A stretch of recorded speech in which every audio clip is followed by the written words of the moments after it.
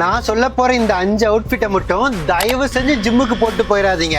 அப்புறம் அங்க இருக்க எல்லாரும் இந்த அவுட்ஃபிட்டை எங்க வாங்குனீங்கன்னு கேட்டு உங்களை ஒர்க் அவுட்டே பண்ண விட மாட்டாங்க. ஃபர்ஸ்ட் இன்சிக்னியா ரேஞ்சில் இருக்க t-shirt, tank tops and stringers.